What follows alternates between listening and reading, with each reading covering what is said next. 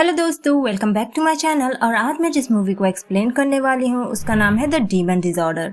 ये मूवी हाल ही में रिलीज हुई है और अगर हम इसकी रेटिंग्स की बात करें तो इसकी IMDb rating 4.9 stars out of 10 है।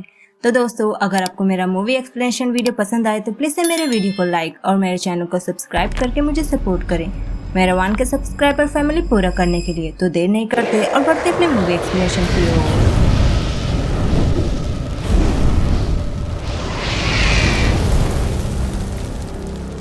तो मूवी की शुरुआत में हम एक बूढ़े आदमी जॉर्ज को देखते हैं जो शायद मेंटली बीमार है और उसे ठीक से होश आवाज भी नहीं था, इसलिए उनके पैरों को चेन से बांधा गया था और वो बहुत कुछ बड़बड़ा भी रहे होते हैं और कह रहे होते हैं कि जो ईवल तुमने किया है उसे तुम्हें पे करना ही होगा डिजीज से।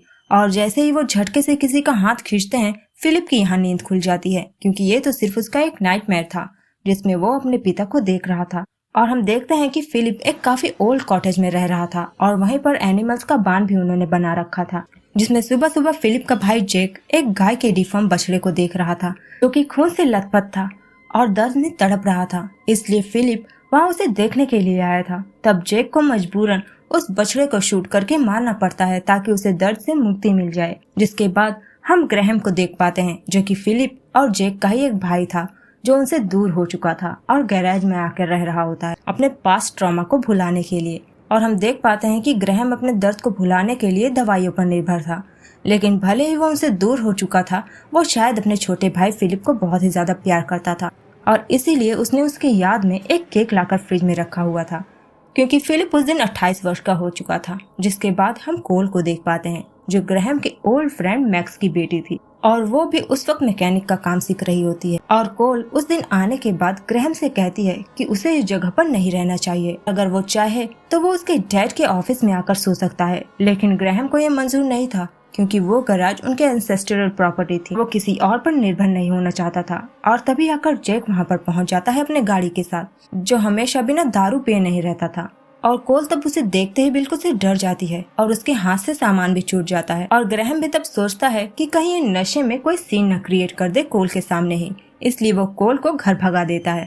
और अभी तक तो ग्रैहम को लग रहा था कि जैक उससे झगड़ा करने के लिए आया है कि वो उन्हें छोड़कर क्यों चला गया, लेकिन होता इसका उलट है। और जैक तो आया था ग्रैहम को घर ले जाने के लिए क्योंकि फिलिप की तबीयत बिल्कुल खराब हो चुकी थी और वो बिल्कुल अपने डैड की ही तरह इंसेन होता जा रहा था। और पिछले रात को तो उसने जैक पर अटैक करने की भी कोशिश करी, बिल्कुल उनके डैड की ही तरह, और इसीलिए उन्हें बांध कर रखा जाता था। लेकिन अब वो इस दुनिया में नहीं है और शायद इसी ट्रॉमा को भुलाने के लिए ग्रैहम वहाँ पर आकर रह रहा था। और उनके गुजरने के बाद ही अब शायद फिलिप अपने डैड की ही तरह बनता जा रहा था। तब जैक ग्रैहम को उनके ब्लड ओथ को याद दिलाता है और साथ चलने के लिए बोलता है क्योंकि ये जो कुछ भी डिसऑर्डर थी ये उनके खून में ही था और वो इस चीज को अच्छे से जानते थे, लेकिन कोई बाहर वाला इस चीज को नहीं समझ पाएगा, इसलिए उन्हें इस चीज को हैंडल करना होगा। तब घर पहुंचने के बाद ग्रैहम को अपने फादर के बगल वाले कमरे में रात बितानी पड़ती है सोफे पर, और हम उसके डैड के कमरे को सील्ड देख पाते हैं क्योंकि शायद उनके डैड ने उन्हें ऐसा करने के लिए कहा होगा। और ग्रैहम को तब उस घर में आते ही अपने डैड की मेमोरी सताने लगती है कि वो मरने से पहले कितने एग्रेसिव हो गए थे और वो समझ ही नहीं पाते थे कि वो अपने बच्चों को मारने जा रहे हैं और वो जिंदा चिकन भी खाने लगे थे। सुबह जब ग्रैहम की नींद खुलती है वो जैक को चिकन बान को ठीक करते हुए देखता है क्योंकि उनकी बान की चिकन किसी डिमोनिक प्रेजेंस से काफी डरी हुई थी और जैक को तो लगने लगा था कि उनके डैड वापस आ गए हैं, तभी तो उनके फार्म के सारे ही एनिमल्स की इतनी बुरी दशा थी। तब ग्रैहम उससे कहता है कि उन्हें उस जगह को छोड़ देना चाहिए क्योंकि वो जगह रहने लायक तो है ही नहीं, और इसलिए वो वहाँ से चला गया क्योंकि वो बहुत ही ज्यादा डर गया था, जिस वजह से उसके दोनों भाई उससे नाराज हो गए थे। और तब से ग्रैहम दवाइयों पर ही चल रहा था। जिस बहस के बाद दोनों कॉफी पीने जाते हैं और हम देखते हैं कि जैक तो कॉफी में भी दारू मिलाकर पीता था। और तभी फिलिप वहाँ पर आ जाता है और ग्रैहम उसे असली बात नहीं बताता और कहता है कि वो उसके बर्थडे के लिए आया है, जिस बात से फिलिप बिल्कुल खुश हो जाता है। तभी ग्रैहम की नजर फिलिप के आर्म के नीचे एक निशान पर पड़ जाती है जिसे देखकर उसे अचंभा होता है, जो फिलिप उससे बताता है कि ये तो सिर्फ एक एलर्जी है, लेकिन किस चीज से एलर्जी है ये उसे खुद ही पता नहीं होती। और बान में पहुंचने के बाद जब ग्रैहम उससे पूछता है कि पिछली रात को क्या हुआ था, तब वो कहता है कि उसे तो ठीक से कुछ भी याद ही नहीं है। और आगे कदम कदम पर उसके डैड की मेमोरीज उसे सता रही होती है क्योंकि उसके डैड उनसे बहुत ही प्यार करते थे। तब रात में सोते समय ग्रैहम को एक नाइटमेयर आता है जिसमें फिलिप बहुत ही क्रीपी तरीके से गुर्रा रहा होता है और इसलिए तब डर के मारे ग्रैहम की नींद खुल जाती है और नींद खुलते ही वो सुनता है कि फिलिप के कमरे से कोई आवाज आ रही है। तब ग्रैहम जब वहाँ पर पहुँचता है तब फिलिप तो वहाँ पर नहीं होता, लेकिन वहाँ उसके बेड के नीचे उसे एक डरी हुई चिकन मिल जाती है, जिसे जब वो बांध में रखने के लिए जाता है तब उसे फिर से किसी की आवाज़ सुनाई देती है और रास्ते में उसे और भी मरी हुई चिकन्स मिलते हैं। और तब वो देखता है कि बांध में फिलिप घुसकर जिंदा चिकन्स खा रहा था और उसने तो बांध के सारे ही चिकन्स खा डाले थे। और तब ग्रैहम जब उसे होश में लाने की कोशिश करता है वो ग्रैहम को देखते ही उस पर अटैक कर देता है और चिकन की ही तरह वो ग्रैहम के चेस्ट के पास का फ्लैश वो दांत से काट कर निकाल लेता है। तब जैक और ग्रैहम किसी तरह उसे उठाकर घर के अंदर लेकर आते हैं और दोनों को तो समझ ही नहीं आ रहा था कि वो क्या करें उसे शांत करने के लिए, और वो तो 911 को भी नहीं कॉल कर सकते थे। तभी वो फिलिप के चेस्ट के अंदर किसी चीज को रेंगते हुए नोटिस करते हैं, जिसे वो किसी तरह फिलिप के मुंह से बाहर निकाल लेते हैं और बाहर आते ही वो पैरासाइट जैसी चीज कमरे से बाहर भाग जाती है और दरवाजा अपने आप ही बंद हो जाता है। लेकिन फिर भी जैक और ग्रैहम उसे देख लेते हैं जो सीलिंग पर जाकर चिपक गई थी और दोनों तब किसी तरह उसे पकड़कर एक कंटेनर में बंद कर देते हैं जो अब भी सांस ले रहा था। और ग्रैहम को तो ऐसा महसूस हो रहा था कि जैसे वो चीज रो रही हो। जिसके बाद हमें फिर से जॉर्ज को दिखाया जाता है और उस वक्त फिलिप तब उनके पास में सूप लेकर आया था, जबकि फिलिप को उसके फादर के पास जाना सख्त मना था। तब भी वो उनके पास चला जाता है और तब जब फिलिप उनके पास पहुंचता है जॉर्ज उसे जोर से पकड़ लेते हैं, लेकिन फिर भी फिलिप किसी तरह उसे पीछे छुड़ाकर भाग लेता है। तब दूसरी सुबह हम फिलिप को भी उसके डैड की ही तरह चेन से बंधा हुआ बेड पर पड़ा देखते हैं, जो ग्रैहम से कह रहा होता है कि उसके डैड वापस आ गए हैं और उसे यहाँ पर नहीं आना था। और उस पैरासाइट के बाहर आ जाने के बाद भी उसकी वॉइस हमें थोड़ी सी अलग लग रही थी और वो तब ग्रैहम से कहता है कि वो चीज उसके शरीर से बाहर आ गई तो वो उसे फ्री कर दे क्योंकि अब वो ठीक है। और ग्रैहम तब जैसे उसे फ्री करता है फिलिप पोजेशन में आकर उस पैरासाइट को वापस से फ्री कर देता है। और यहाँ जब ग्रैहम उस कमरे को क्लीन कर रहा होता है उसे उसके डैड के कमरे से म्यूजिक की साउंड सुनाई देती है, लेकिन उसके आते ही वो म्यूजिक बंद हो जाता है। लेकिन फिर भी ग्रैहम को पता नहीं क्या सोचती है कि वो उस दरवाजे के सील्स को तोड़कर उस कमरे में दाखिल हो जाता है और उसके डैड के खून से सना वो बिस्तर जैसा का तैसा वहाँ पर पड़ा था। और जब जैक उससे वहाँ पर आकर पूछता है कि वहाँ क्यों आया है तब उसे इस बात का जवाब ही नहीं पता होता और ऐसा फील हो रहा था कि जैसे वो भी फिलिप की ही तरह उस ईविल के इन्फ्लुएंस में आ गया था, जो हो सकता है कि खुद उसके डैड जॉर्ज हों, क्योंकि इसके बाद ही जैक किसी की परछाई को तेजी से अपने सामने से गुजरता हुआ नोटिस करता है जो उसके डैड के ही कमरे से निकला था। और यहाँ बाथरूम में ग्रैहम के उस घाव के अंदर से वो किसी की आईज को ब्लिंक करते हुए नोटिस करता है।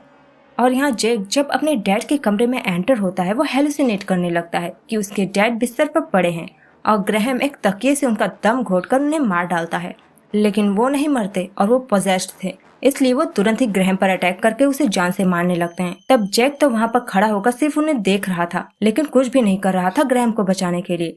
लेकिन फिलिप से ये देखा नहीं गया और उसने ग्रैहम की जान बचाने के लिए एक औजार से अपने फादर को हिट कर दिया उनके सर पर, जिससे तुरंत ही उनकी मौत हो गई। और शायद यही रियलिटी थी जो उसके फादर उसे याद दिला रहे थे, ताकि तीनों आपस में लड़ झगड़ कर मर जाए।